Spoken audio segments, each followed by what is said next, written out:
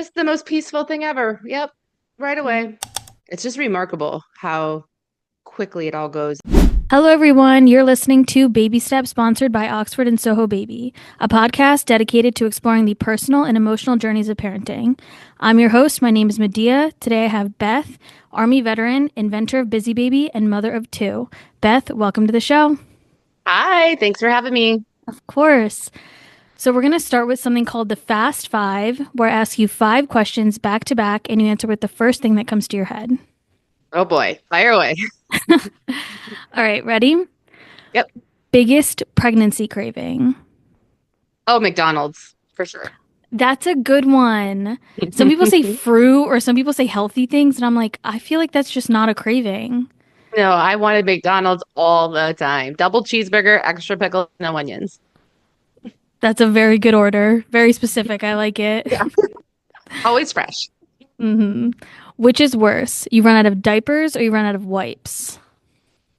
Oh my gosh. Definitely running out of wipes because I use them for everything, not just wiping the butt. I use them to clean up faces and countertops and everything in the house. It'd be way worse to run out of the wipes. True. But then if you run out of diapers, what are you doing then? I mean, then you can grab some shirts and, tie them around their little bottoms or I mean, Yeah, people you do the can cloth figure it diaper out. thing. You could figure out some version of that. Yeah, true. One word to describe labor and one word to describe parenthood. Ooh, that's hard because both of my deliveries were so different. But I guess labor was miraculous. Parenthood is challenging. Those are good. I like that. Favorite baby product you can't live without? Busy baby mats all the way. Yeah, so do you want to talk about that a little bit? So, what is it? How is it helpful? Yeah, so when I was a new mom with my first son, after I finished my maternity leave and I went back to work, a couple of my stay-at-home mom friends took me out to eat and they brought their 1-year-old daughters with them. And the entire meal was spent literally picking things up off the ground because they reach for everything on the table. You give them something to play with. They don't have sometimes the fine motor skills to hang on to things. So it's an innocent drop, but then it really quickly becomes just a game of fetch. Or they don't want something, so they immediately shoot it out of their way.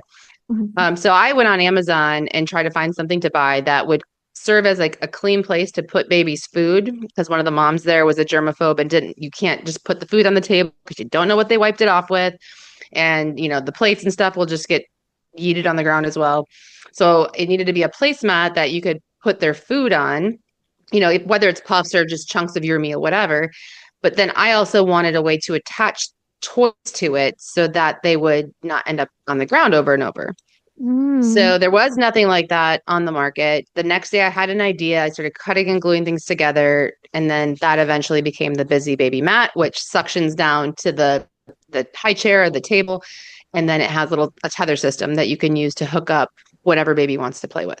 So that was the first invention. And now we have a line of products that are all designed to keep babies' things within reach and off the ground, both at home and on the go. So we have stuff for strollers, wagons, you name it. Wow, that's a very good product. Because, yeah, people or kids are dropping their stuff left and right, their Mhm. toys, they're not able to keep their food. So, how does the food stay on the mat? The food is just there's a little bit of a tray with a raised lip, which is great for babies, developing the pincher grips. They can pull the food against the edge of the tray. Otherwise, it's just they can still chuck the food on the floor. I mean, if they don't eat it, if hmm they want to throw it on the floor, they still can. We did also develop a bib it's an oversized bib and it has like an oversized tray for catching food. And then the bib also has a tether system and utensils that stay connected. So a lot of times babies will like try to put the food in their mouth. It'll fall straight down in front of them. It lands in the bigger tray. And then they like to use their little utensils to eat it right out of the tray. But the best thing is that the utensils never hit the ground. Oh, And then when you're yeah. done, the tethers and the utensils fit right into the tray and you roll it up and just secure it closed with the neck closure, throw it in the diaper bag, and when you get home, you can throw it in the dishwasher. Okay, that's a good idea. I like that. The utensils sticking Yeah. to the thing. Because Yeah. yeah, if your utensils fall on the ground, you have to wash it, get a new Yep. one. That's Yep. And just so everything we have frustrating. everything is interchangeable. So you could take the utensils and you can use them on the busy baby mat. But if you're somewhere that doesn't have a smooth surface that like suction cups will stick to, or we've even seen people using the bib like in the shopping cart. You put the bib on them, put some puffs in the tray, and then attach their favorite pacifier. So while you're shopping, they've got their nook available. They can eat snacks out of the tray, keep things attached, and keep them kind of busy while you get your shopping done. Oh, busy baby. Keep the baby busy. Keep the Yes. baby busy. Wow, that is insane. That is so cool. And Thank where can you. people buy this? The best place to buy it is on our website, busybaby.com. Okay. You can also get it on Amazon, but Amazon takes like 40% of every order. So rather have people come to our website. And Yeah. then there's also, we've just recently gotten into Walmart and Target. We're not in all of them, just a small number of test stores, but you can buy it on walmart.com and target.com as well. Very, very cool. And then the last question, most unexpected joy of motherhood. Oh, watching the milestone achievements. So my boys are 5 and 8.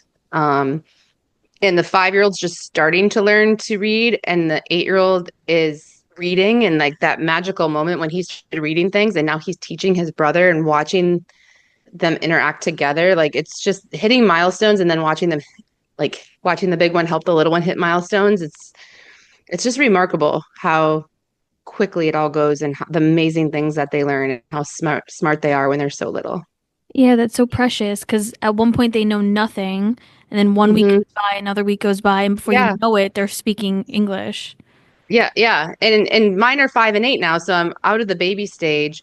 But even when they were in the baby stage, it's like I would go on a trip for work. So with Busy Baby, I would travel to pregnancy expos around the country and I would only be gone for a couple days. And when I would come back, I would swear that the baby was more advanced than he was 2 days prior. Hmm. So there's just so many wonderful milestones, and watching them learn and grow and achieve is just amazing. Yeah. It still is. Yeah, and it will be until forever. They're always learning Hmm. something. Hmm. You mentioned that both pregnancies were very different. Yeah. So, can you talk a little bit about that? Yes. So I was actually a much older first time mom. So I had Christian when I was 40, my first. Hmm. And so at 40, I felt like I was more worldly and educated. I mean, I had been in the military for 10 years, lived in foreign countries. I had a corporate job and had a decent income and felt like I kind of had my stuff together. And so I had 6 different apps on my phone. I bought all the books. I educated myself on how all of this was going to go and I was going to be the best new mom ever. And went to all the classes for birthing and pregnancy and motherhood. And I was a CrossFitter at the time, so I was super fit. I had Christian. I was 40 plus 10. So I was like way overdue. And I was going to be induced. And even that morning before I was induced, I went and did a CrossFit workout. Like I was just Wow. all about just all the things. And when I got to the hospital and was induced and was going through labor, it was so intense. Like I wanted to try to do it natural if I could. But I also knew that I didn't want to be in a ton of pain. And I have a history of back injuries. So the second the back labor started, I was like, oh, yep, I'll take that epidural. I'm not going to deal with Hmm. that. Hmm. But when it was go time, I just started shivering, like compulsively shivering.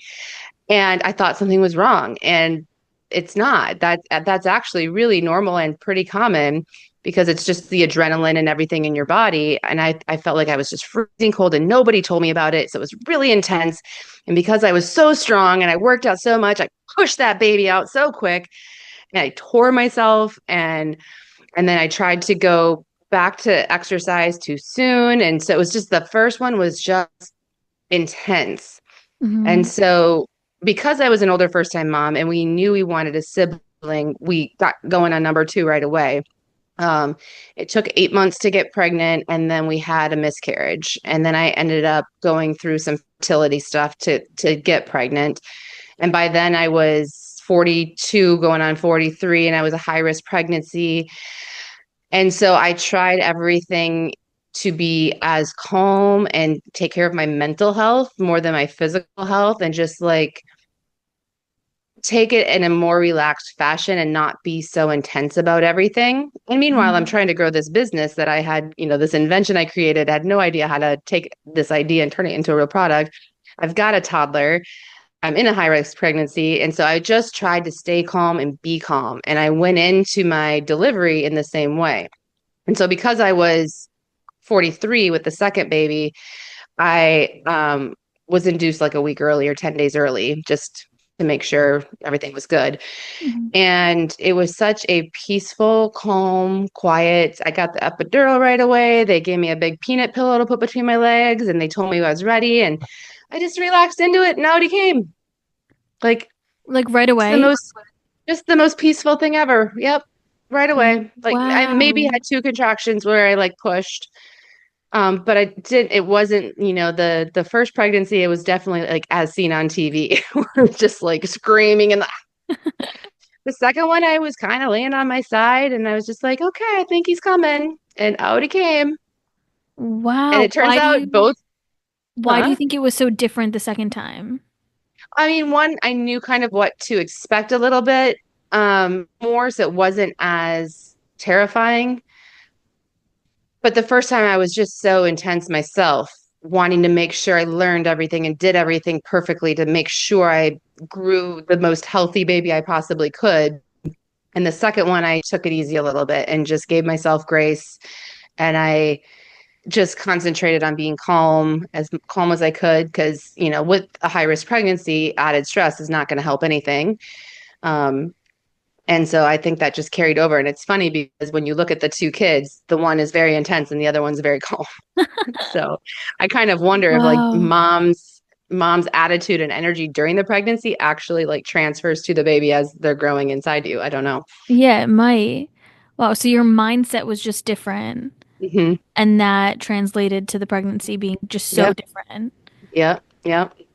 Wow. I can't believe you did a CrossFit workout that morning. I can't believe I did either. Oh my gosh, I can't even do that now when I'm not pregnant. Yeah. Well, I was one of the people who drank the Kool-Aid back in the day when CrossFit was like a almost cultish type thing. I was definitely all in on the whole CrossFit everything. Yeah, everybody was doing that, but what was the most surprising part of pregnancy or birth that no one warned you about? Well, definitely those shivers on the first child. Like I did not know that was a possibility. I thought that meant something was terribly wrong because I was so cold and my whole body was just vibrating. That was definitely the most surprising for me. And for parenthood, it's it blows my mind how smart they are, how much they learn and pick up without us even realizing it. Hmm. It's just every day, and since they were babies, it just blows my mind.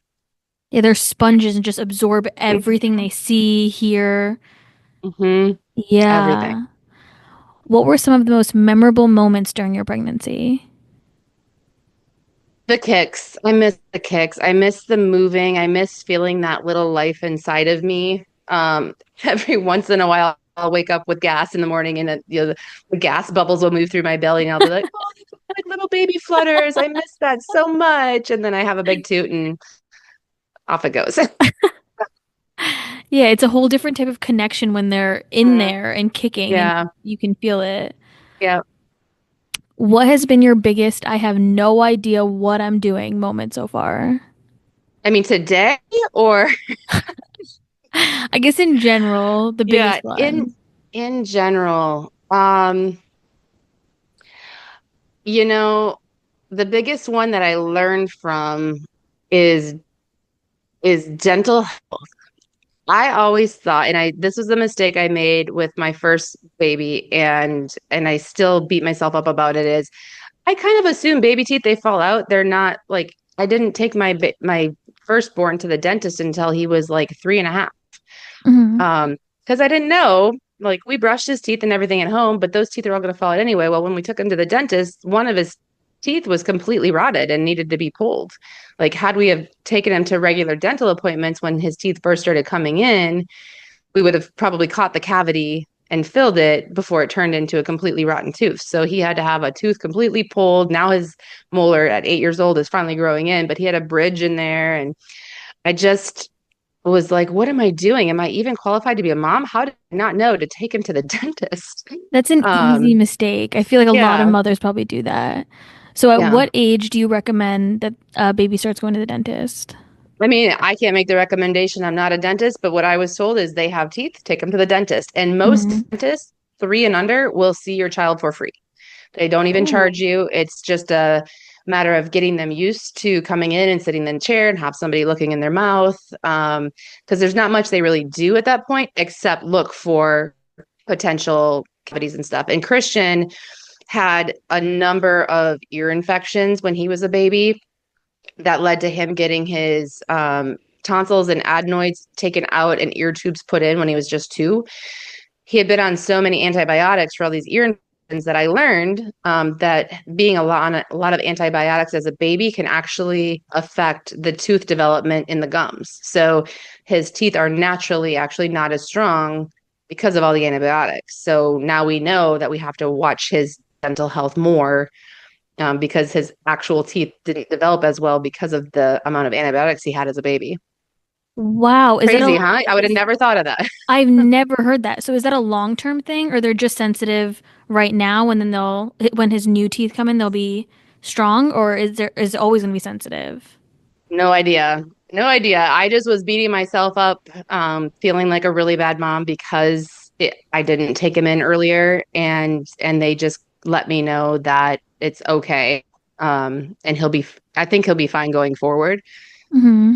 Um, they didn't really say if it's gonna like affect everything, and he hasn't really had antibiotics since that time, so I'm hopeful that it'll be fine. Yeah, and it's not about being a bad mom. Those are the mistakes that make you a mom. That's part Mm, of it. You're going to make mistakes. That's just part of the yeah, journey. yeah. Did you receive any advice from friends, family, or healthcare workers that really stuck out with you? Hmm. The healthcare workers, I was I struggled with because when I was pregnant with my second, I was over 40, and they made a point of telling me every single appointment that I was with each month of my pregnancy and each month beyond 40, I was at risk of stillbirth, which I found to be really not helpful because I'm trying Yeah. to maintain a calm demeanor and they bring me these charts and they show me it's like I can't change my age. I understand. Thank you for informing me that that's a potential thing, but they don't need to inform me every single time I go in. So that's probably the opposite of the answer you're looking for that question, but that one really just jumps out at me. Um, I think it's really just take time when you're feeling overwhelmed, because they're overwhelmed. As long as they are safe, they are fed. And when they were a baby, my son was a little colicky. If he was safe in his crib, I could take 5 minutes and go outside and calm myself down because it Mhm. was so stressful with him crying and I couldn't help him. And it's okay to let them cry for a little bit to take care of your own mental health and your own energy because you can't be a good mom if you're also matching their energy. So as long as you Mhm. can put them in a safe place like the crib, um, where they're not, at risk of hurting themselves or anything, it's okay to let them cry for a little bit to take care of yourself. At the end of the day, you come first. If you aren't doing well, then your baby's not doing well. So you have to always Yeah. put yourself first. Yeah. And at the time I thought I need to always hold him. I always need to if he's crying, I need to solve his problem. And then I would get so much anxiety and stress when I couldn't.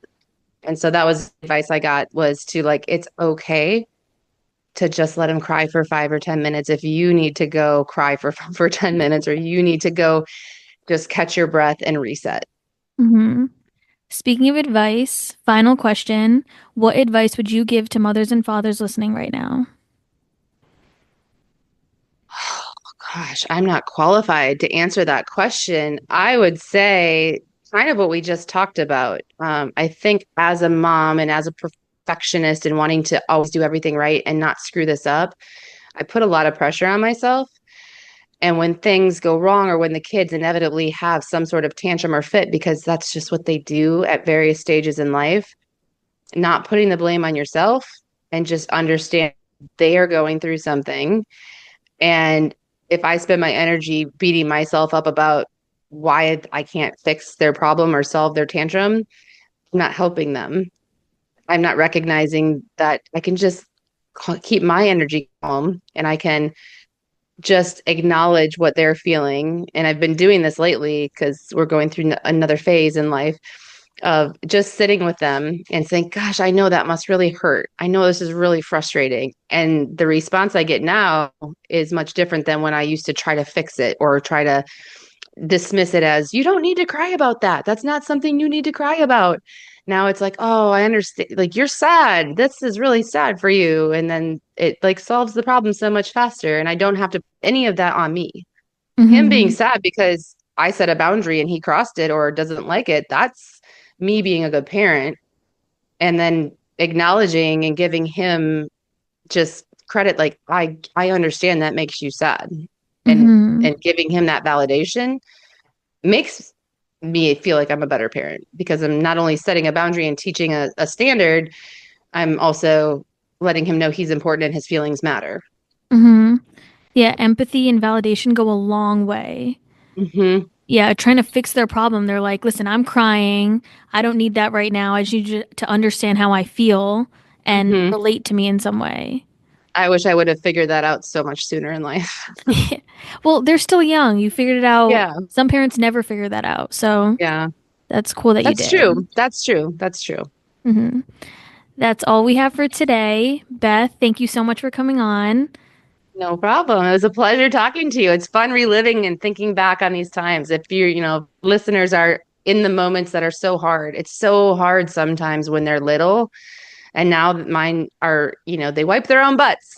They can get dressed by themselves. It's gotten so much easier. And I look back and I wish I would have known some of these things I know now. It's fun revisiting those times though and thinking about them when they were so little. Hmm. Listeners, thank you for tuning in. You've been listening to Baby Steps by Oxford and Soho Baby. Have a great rest of your day, everyone. You've been listening to Baby Steps, sponsored by Oxford and Soho Baby. If you're in the market for a new crib, glider, dresser, or more, we'd love for you to check out our line of furniture. Head over to oxfordbabyandkids.com or sohobaby.com. All links are within the show notes. For more information as a listener, enter the code podcast10 for 10% off your total purchase, plus free shipping on all orders over $799. Thanks for listening and tune into our next episode. Bye for now, and remember, every step is a step towards progress. We hope today's story gives you the confidence and the assurance that every journey is different, but we do it together.